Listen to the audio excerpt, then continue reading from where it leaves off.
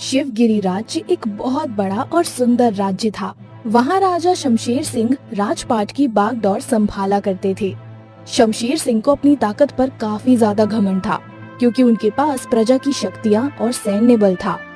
राजा की बहुत ही खूबसूरत रानी थी, जिसका पुत्र राजकुमार उदय था। एक दिन राजकुमार उदय शाही बाग में ताजी ताजी हवा का आनंद ले रहे थे। तभी वहाँ पर राजा शमशेर सिंह आ जाते हैं। राजकुमार उदय, हम चाहते हैं कि आप भी हमारी तरह जंगल में शिकार खेल के आओ। हम भी तो देखे आप कितने बहादुर हो। नहीं पिताजी, मैं अकेला जंगल में शिकार करने नहीं जाऊंगा। ठीक है, आप हमारे पड़ोसी राज्य के मित्र के पुत्र विक्रम को अपने साथ ले जाइए। उन्हें भी शिकार खेलने का बड़ा शौक है।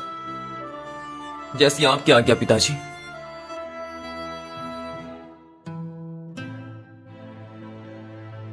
अब राजकुमार अपने पिता की आज्ञा लेकर पड़ोसी राज्य के लिए निकल चुके थे।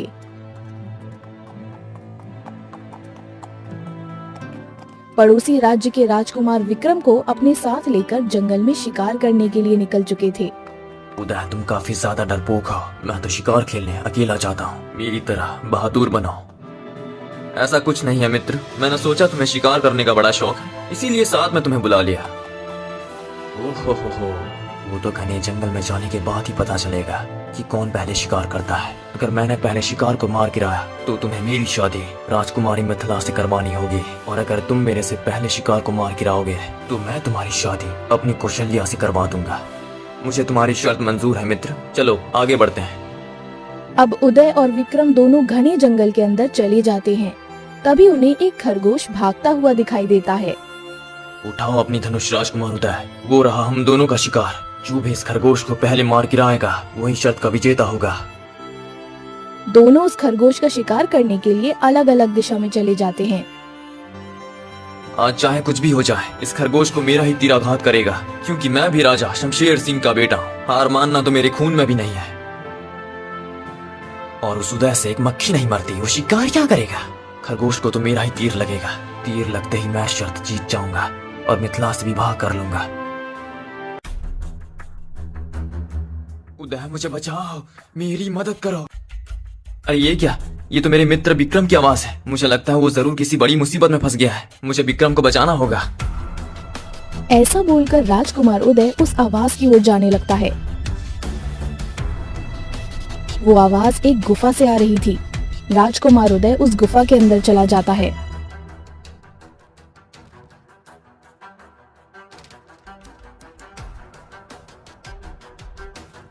उदय, मुझे बचाओ, मेरी मदद करो।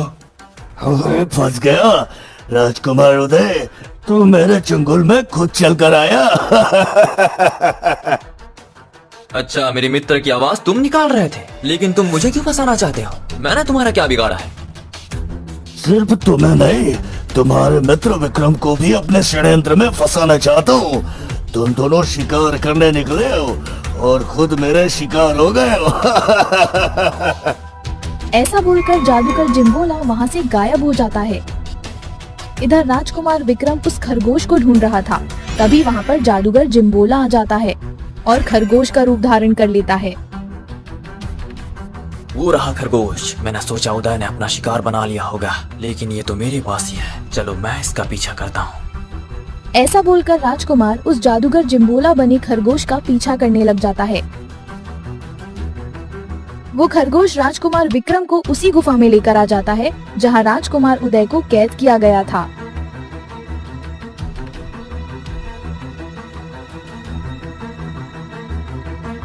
भाग जाओ विक्रम, यहाँ से भाग जाओ। ये कोई खरगोश नहीं बल्कि छलिया जादूगर है।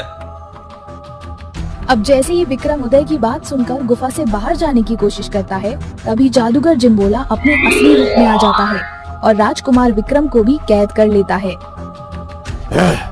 यहाँ से भागने की कोशिश मत करना, क्योंकि ये तुम्हारा महल नहीं, मेरा खंड है। यहाँ सिर्फ मेरी मर्जी चलेगी, तुम्हारी नहीं, समझे? लेकिन हम दोनों को तुमने इस तरह कैद क्यों किया है? हम तो आपको जानते नहीं है। आखिर हमसे तुम क्या चाहते हो? हमें छोड़ दो। ऐसे कैसे छोड़ दूं?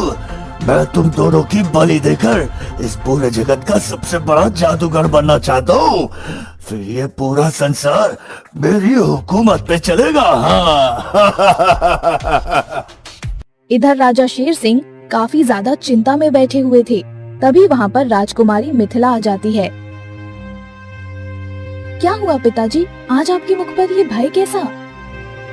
पुत्री राजकुमार उदय शिकार पर गए थे, अभी तक राजमहल लौट कर नहीं आए। मुझे चिंता है कि उनको कुछ हो न जाए।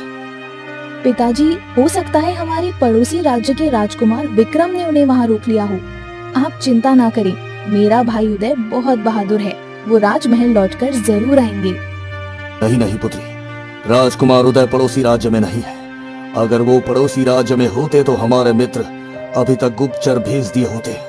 मुझे मंत्री वीरभद्र को राजकुमार की खोज में जंगल ही भेजना होगा। राजा जल्दी से मंत्री को अपने पास बुलाते हैं। मंत्री जी, हमें लग रहा है राजकुमार उदय और राजकुमार विक्रम जरूर किसी मुसीबत में फंस गए। आप सैनिकों को अपने साथ ले जाकर दोनों राजकुमारों का पता लगाइए। ठीक है महाराज, जैसी आपकी आज्ञा। ऐसा बोलकर मंत्री कुछ सैनिकों को अपने साथ लेकर जंगल की ओर निकल जाते हैं।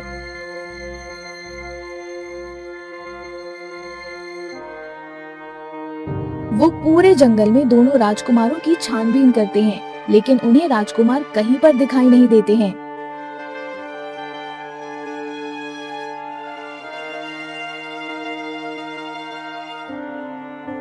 महाराज, हमने पूरा जंगल छान मारा, लेकिन दोनों राजकुमारों का कुछ पता नहीं चला। मुझे लगता है जरूर उनके साथ कोई घटना घटी होगी महाराज। मंत्री जी, लगता है अब मुझे ही कुछ करना होगा। अगर दोनों राजकुमारों को कुछ हो गया तो मेरे पड़ोसी राज्य के मित्र को क्या जवाब दूंगा मैं। अब जैसे ही रात होती है, राजा शमशेर सिंह को दोनों राजकुमारों की चिंता सताई जा रही थी। इसी चिंता की वजह से उन्हें नींद भी नहीं आ रही थी। अगर मुझे दोनों राजकुमारों का पता लगाना है तो एक बार राज्य के दौरे पर निकलना ही पड़ेगा। पता नहीं कोई सबूत ही मिल जाए। ऐसा बोलकर राजा अंधेरी रात में महल से बाहर आ गए और वो गांव की तरफ जाने लगे। अरे हरिया, तुमने सुना?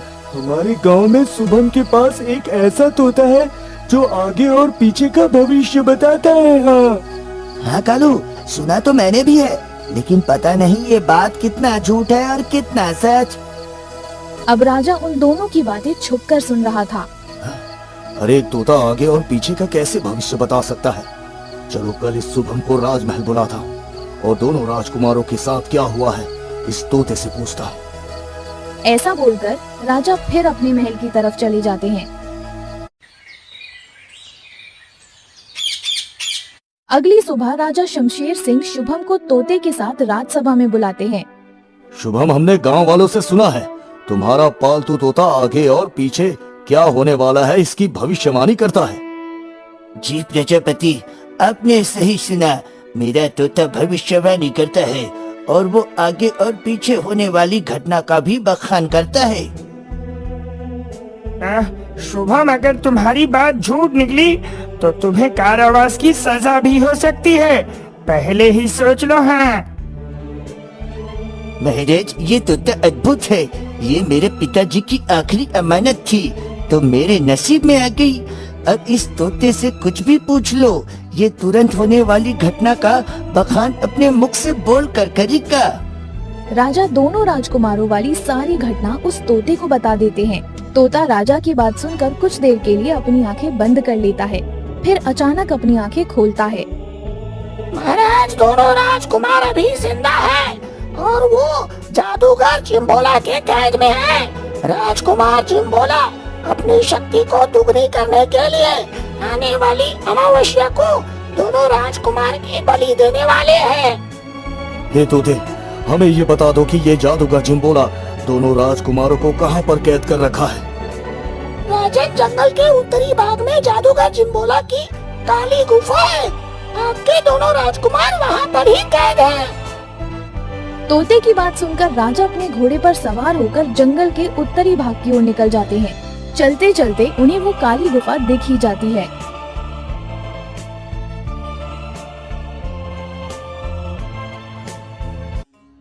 जादूगर चिम्बोला, छोड़ दे मेरे राजकुमारों को।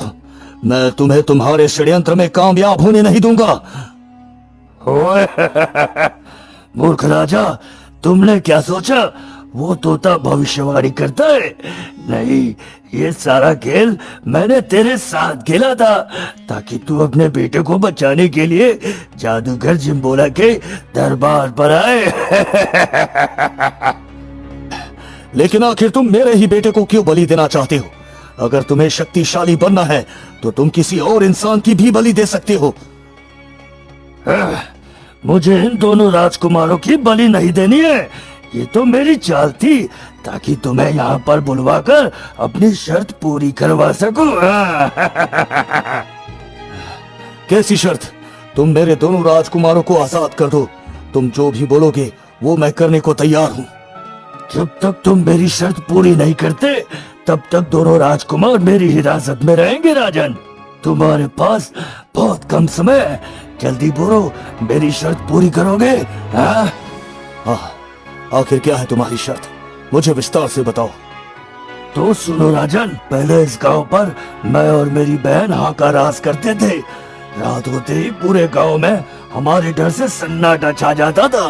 कोई भी गांव वाला सूरज छिपते ही जंगल के रास्ते में नहीं आता था। देखो भाई, हमें इस जादूगर जिम्बोला और उसकी बहन हाका का कुछ करना ही होगा, वरना कुछ दिनों में हमारे गांव में लोगों का आना जाना बंद हो जाएगा। अरे किशन, हम कर भी क्या सकते हैं? जो हो रहा है बस देख रहे हैं। ऐसा करते करते गांव में लोगों का आना जाना बंद हो गया, बल्कि यहाँ तक जंगल के सारे जानवर हमारे डर से जंगल छोड़कर भाग गए थे। एक रात मैं और मेरी बहन गांव की निगरानी करके जंगल की तरफ आ रहे थे, तभी हमें एक तपस्वी मिल जाता है। तपस्वी, ये जंगल हमारा है और तुमने इस जंगल के रास्ते से आने की गुस्ताखी कैसे की? लगता है तुम्हें हमारा भय नहीं है। बेटी, तुम अभी ना समझो, ये जंगल, पानी और हवा ईश्वर ने सभी को प्रदान की है। इस पर ना तो तुम्हारा हक है और न ही मेरा। तपस्वी, इस जंगल पर तो सिर्फ हमारा हक है। अगर तुम यहाँ से जिंदा जाना चाहते हो तो तुरंत वापस लौट जाओ। हाँ? नहीं पुत्र, मुझे इस गांव से होकर गुजरना है, इसलिए मैं वापस नहीं लौट सकता। तुम मेरे बच्चे जैसे हो, मुझे जाने दो। वो तपस्वी जिद करके गांव की तरफ जाने लगा। तभी मेरी बहन ने अपनी काली शक्तियों से उस तपस्वी पर वार कर दिया। तपस्वी जी काफी ज्यादा क्रोधित हो गए और उन्होंने अपनी शक्तियों से मेरी बहन को अपने कमंडल में कैद कर लिया। मैं ये सब देखकर काफी ज्यादा डर गया और अपनी बहन को अकेला छोड़कर वहां से गायब हो गया। हे राजन, आप ही मेरी बहन को तपस्वी के कमंडल से आजाद करा सकते हो। लेकिन वो तपस्वी मेरे कहने पर तुम्हारी बहन को आजाद कैसे करेगा? राजन, आप एक राजा हैं, पूरे राज्य की जनता आपका पालन करती है। वो तपस्वी जरूर आपकी बात मानेगा। और हाँ, अगर एक बार मेरी बहन हाका आजाद हो गई तो हम हमेशा के लिए ये जंगल छोड़कर चले जाएंगे। हाँ हाँ, ठीक है जादूगर जिम्बोला, मैं तुम्हारी बहन को उस तपस्वी के कमंडल से आजाद कराऊंगा। लेकिन वो तपस्वी मुझे कहाँ पर मिलेगा? राजन, वो तपस्वी उसी गांव की पहाड़ी पर धूनी जमा कर बैठा है।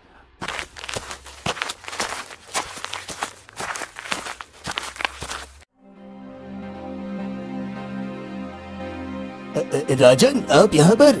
आखिर आपको मेरी क्या जरूरत आन पड़ी राजन? तपस्वी जी, मैं जादूगर जिम्बोला की बहन हाका को आजाद कराने आया हूँ। अगर आपने हाका को आजाद नहीं किया तो वो जादूगर जिम्बोला मेरे दोनों राजकुमारों को कभी आजाद नहीं करेगा।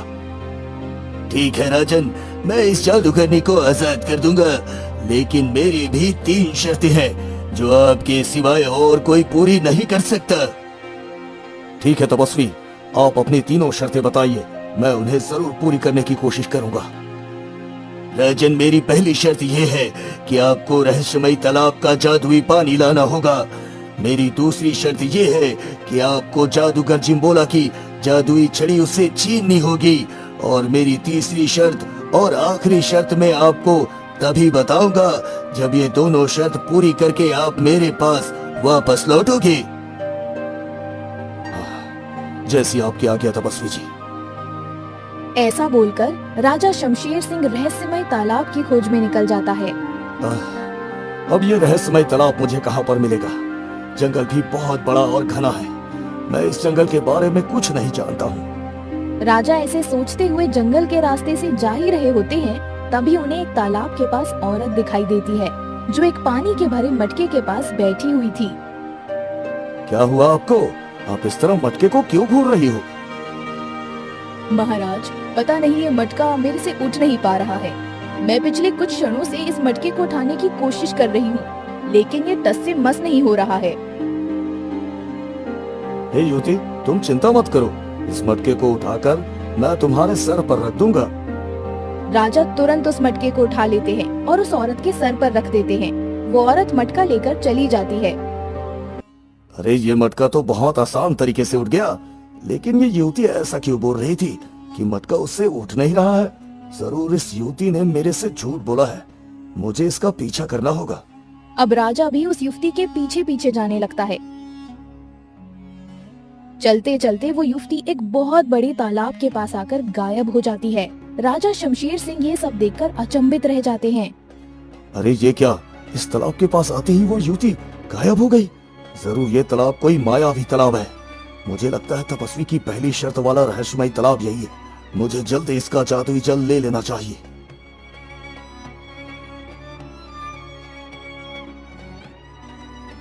अब राजा जैसे ही उस तालाब का पानी लेने की कोशिश करते हैं, तभी उस तालाब से आवाज आती है। रुक जाओ राजन, जब तक मेरे 3 प्रश्नों का उत्तर मुझे ना मिल जाए तब तक तुम इस जल को छू भी नहीं सकते। अगर तुमने इसे छूने की भी कोशिश की तो तुम उसी जगह पर भस्म हो जाओगे। हाँ, लेकिन आप कौन हो? सामने आओ। तभी अचानक उस तालाब से एक सुंदर मानुष प्रकट होता है। राजन, मेरा नाम जलाद है और मैं इस रहस्यमय तालाब की निगरानी का काम करता हूँ। तुम मेरे 3 सवालों का जवाब दो और इस जादुई पानी को यहाँ से ले जाओ। ठीक है, मैं तुम्हारे 3 सवालों का जवाब देने के लिए तैयार हूँ। आप अपने सवाल प्रस्तुत करें। मेरा पहला सवाल, एक सर्वश्रेष्ठ राजा का सबसे बड़ा धर्म क्या है? एक सर्वश्रेष्ठ राजा का सबसे बड़ा धर्म उसकी प्रजा का हित करना होता है। अर्थशास्त्र में राजधर्म के बारे में कहा गया है कि प्रजा के सुख में ही राजा का सुख होता है और प्रजा के हित में ही उसका हित होता है। राजा का अपना स्वार्थ नहीं होता, बल्कि प्रजा का प्रिय ही उसका प्रिय होता है। अद्भुत अद्भुत अद्भुत! वाह राजन। मेरा दूसरा सवाल, मनुष्य का सबसे बड़ा मित्र और सबसे बड़ा शत्रु कौन है? अब मनुष्य का सबसे बड़ा मित्र और सबसे बड़ा शत्रु उसका मन ही होता है। मन एक ऐसा मित्र है जो सही मार्ग भी दिखा सकता है और सही मार्ग भुला भी सकता है। अति उत्तम राजन, अति उत्तम। मेरा तीसरा सवाल यह है कि एक सिद्ध पुरुष की क्या पहचान होती है? हे जलाद, सिद्ध पुरुष वो होते हैं जिनकी कोई इच्छा नहीं होती। परमात्मा की स्मृति, योग साधना से ही उन्हें तृप्ति मिलती है। वो जो संकल्प करते हैं वो सिद्ध यथार्थपूर्ण होता है। उनके बोल जैसे कि वरदान के लिए होते हैं। वह प्रजापति, आपने मेरे 3 प्रश्नों के उत्तर बखूबी दिए। आप मेरा जादुई पानी ले जा सकते हो। राजन, तुम्हारा कल्याण हो, कल्याण हो। ऐसा बोलकर जल्लाद वहाँ से गायब हो जाता है। अब राजा उस रहस्यमय तालाब का जादुई पानी लेकर वहाँ से चल दिए और सीधे जादूगर जिम्बोला के पास आ गए। जादूगर जिम्बोला, तुम्हें ये जादुई छड़ी मुझे देनी होगी। ये छड़ी क्या चीज है प्रजाजनक? मैं अपनी बहन को आजाद कराने के लिए पूरी दुनिया वार दूं? तुम मेरी ये छड़ी ले जा सकते हो। अब राजा जिम्बोला से वो जादुई छड़ी लेकर वहाँ से चले जाते हैं और सीधे तपस्वी जी के पास आ जाते हैं। तपस्वी जी, मैं रहस्यमय तालाब का जादुई पानी और जादूगर जिम्बोला की जादुई छड़ी लेकर आपके पास आ गया हूँ। अब आप अपनी तीसरी शर्त का बखान करें। ताकि मैं जल्दी से हाका को बंधन से मुक्त करवाकर अपने दोनों राजकुमारों को आजाद करवाऊं। हे राजन, आपने मेरी तीनों शर्तें पूरी कर दी। जिस औरत के सर पर आपने मटका रखा था वो औरत श्राप के बंधन से बंधी हुई थी और उस श्राप का तोड़ सिर्फ आपके पास था। आपने जैसे ही उस औरत के मटके को छुआ वो श्राप से मुक्त हो गई। राजन, मैं जादूगर जिम्बोला की बहन हाका को अपने कमंडल की कैद से आजाद करता हूँ। तपस्वी ऐसा बोलकर मंत्र पढ़ने लगते हैं और कुछ ही देर में हाका को आजाद कर देते हैं। राजा जादूगरनी हाका वहाँ से चले जाते हैं।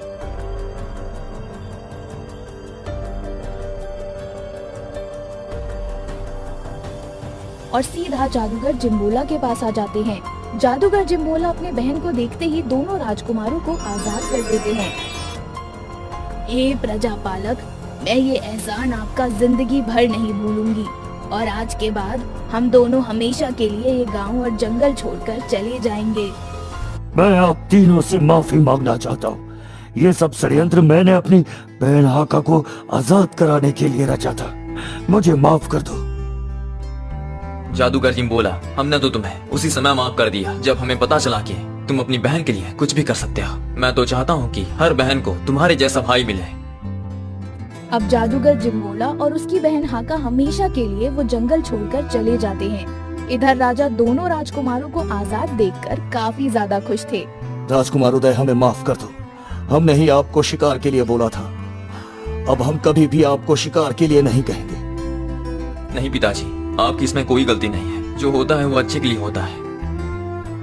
ऐसा बोलकर सभी राजमहल की तरफ रवाना हो जाते हैं। इधर राजा शमशेर सिंह ने अपनी बेटी मिथिला का विवाह राजकुमार विक्रम के साथ करवा दिया था। इधर पड़ोसी राज्य के राजा भानु प्रताप ने भी अपनी राजकुमारी कौशल्या का विवाह राजकुमार उदय से करवा दिया था।